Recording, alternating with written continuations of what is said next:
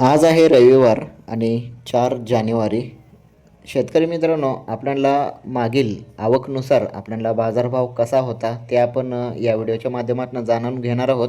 आणि गेले 2 दिवस आपल्याला ढगाळ वातावरण असल्यामुळे आपल्याला बाजारभावावर सुद्धा काहीतरी परिणाम होऊ शकतो असे भरपूर ग्रुपच्या माध्यमातून कमेंट चालू आहेत.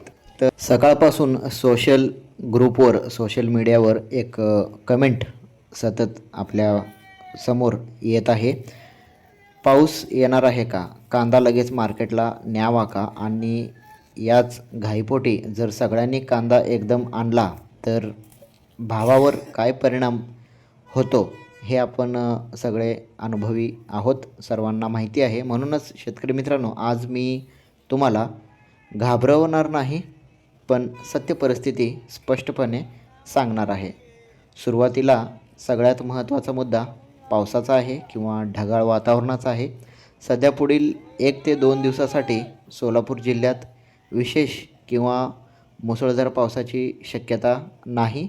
त्यामुळं घाबरून जाण्याचं कारण नाही, हे स्पष्ट सांगायला हरकत नाही. पण शेतकरी मित्रांनो, ढगाळ वातावरण राहू शकणार आहे, ढगाळ वातावरण राहणार आहे आणि काही ठिकाणी चुकून मुकून अगदी हलके थेंब पडू शकतात. तर यामुळे याला पावसाचा धोका म्हणता येणार नाही. तर शेतकरी मित्रांनो, सोलापुरातील असेल किंवा लोकल शेतकरी बांधव असतील, खूप घाबरून जाण्याची अजिबात गरज नाही आहे. आता इतर भागामध्ये सांगायचं झालं तर अहिल्यानगर असेल, संभाजीनगर, पुणे, नाशिक, कोल्हापूर या भागामध्ये काही ठिकाणी हलक्या पावसाची शक्यता हवामान खात्याकडून वर्तवली गेली आहे. पण हां, असा पाऊस आहे की ज्यामुळे साठवणीतला कांदा लगेच काढावा अशी परिस्थिती सध्या नाही आहे. पण शेतकरी मित्रांनो, आता मी एक महत्त्वाची विनंती करतो. ही माहिती व्हॉट्सअपद्वारे म्हणजे शेळके साहेब यांच्या माध्यमातून तुमच्यापर्यंत पोचवली गेलेली आहे. सगळ्यांनी एकदम कांदा मार्केटमध्ये आणू नका. टप्प्याटप्प्याने कांदा आवक ठेवावा. याचं कारण तुम्हाला थोडक्यात सांगतो.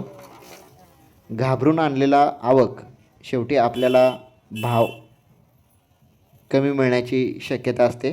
आपण सगळे एकत्र निर्णय घ्यायला हवा, तरच योग्य बाजारभाव मिळण्याची शक्यता असते. काल आपण बघायला गेलं तर 3 जानेवारी 2026ची स्थिती थोडक्यात जाणून घेऊया. सध्या राज्यातील विविध बाजार समित्यामध्ये कांद्याची या मोठ्या प्रमाणात आवक सुरू आहे. त्यामुळे कोणत्या मार्केटमध्ये भाव चांगला दिसत आहे तर कोणत्या मार्केटमध्ये बाजारभावावर दबाव, अशा दोन्ही परिस्थिती आपल्याला दिसत आहेत. गेल्या 2 आठवड्याचा अधिकृत रिपोर्ट, गेल्या 2 दिवसाचा अधिकृत रिपोर्ट आपल्याला समोर आलेला आहे. पिंपळगाव बसवंत मार्केटमध्ये 17,235 क्विंटल आवक दिसून आलेला आहे. मालेगाव या मार्केटमध्ये 12,000 क्विंटल असं आवक दिसून आलं होतं. त्याच ठिकाणी येवला मार्केटमध्ये 11,000 क्विंटल असा मार्केट आवक दिसून आला होता. तर राज्यातील सर्वात जास्त आवक म्हणून सोलापूर मार्केट येथे 56,395 क्विंटलची आवक नोंदवण्यात आली होती. तर शेतकरी मित्रांनो, ही संख्या लक्षात ठेवण्यासारखी आहे. सोलापूरमध्ये राज्यातील सर्वाधिक जास्त आवक नोंदवली गेलेली आहे. जवळजवळ 763 अशा गाड्यांची आवक नोंदवली गेलेली आहे. इतकी मोठी आवक असताना सोलापूर मार्केटमध्ये शनिवारच्या तुलनेत भाव पूर्णपणे कोसळलेले नव्हते. हे एक सकारात्मक चित्र आहे. सोलापूर मार्केट येथे सर्वसाधारण बाजारभाव आपल्याला कालचा सांगतो मी. सर्वसाधारण बाजारभाव 15 रुपये ते 17 रुपयेपर्यंत होते. त्याच ठिकाणी सरासरी मध्यम साईजच्या कांद्याला 17 रुपये ते 20 रुपयेपर्यंत असा बाजारभाव दिसून आला.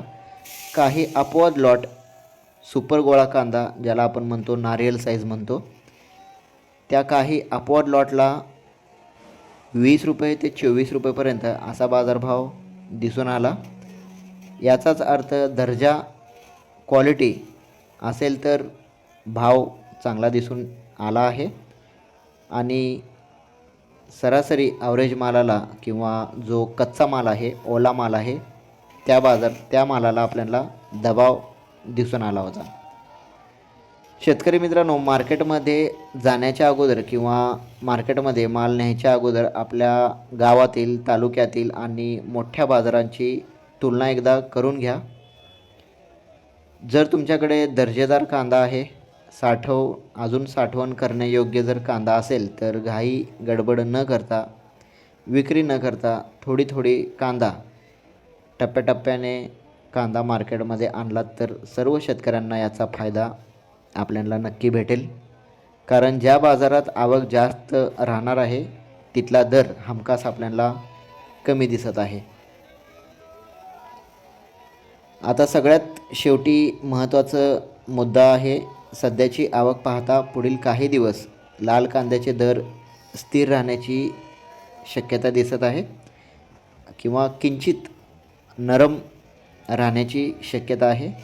पण लक्षात ठेवा शेतकरी मित्रांनो, पुढील बाजारभाव हे पूर्णपणे काही कमेंट येत असतात की सारखे लाईव्हमध्ये सुद्धा किंवा कमेंटमध्ये सुद्धा भरपूर शेतकरी विचारत असतात की पुढील 10 तारीखपर्यंत, पुढील 20 तारीखपर्यंत, 20 जानेवारी 25 जानेवारीपर्यंत बाजारभाव कसे असतील. तर पुढील बाजारभाव हे कोणीही सांगू शकत नाही. खरं तर 4-5 गोष्टीवर बाजारभाव हे अवलंबून असतो. त्यातली पहिली गोष्ट निर्यात कशी आहे, निर्यात सुरू आहे का, यावर आपल्याला बाजारभाव कळून येतो. सोबतच मागणी कशी आहे, मागणी किती वाढते यावर बाजारभाव डिपेंड आहे. त्यासोबतच तिसरी गोष्ट, साठवण किती आहे, पुरवठा किती आहे, आवक किती आहे आणि सोबतच हवामान आणि कांद्याची क्वालिटी, कच्चा माल आहे का, ड्राय आहे का, या सर्व गोष्टीची म्हणजे मागणी, निर्यात, साठवण, पुरवठा, आवक, हवामान या सर्व गोष्टीवर बाजारभाव हे अवलंबून राहणार आहे. तर शेतकरी मित्रांनो, आजचा हा व्हिडिओ घाबरवण्यासाठी नाही तर एक निर्णय कसा घ्यावा याच्यासाठी हा साधा व्हिडिओ बनवण्यात आला होता. तर मला नक्की कमेंट करून कळवा की आजचा हा व्हिडिओ तुम्हाला कसा वाटला. तर भेटू पुन्हा व्हिडिओमध्ये पुढच्या. तोपर्यंत जय जवान जय किसान.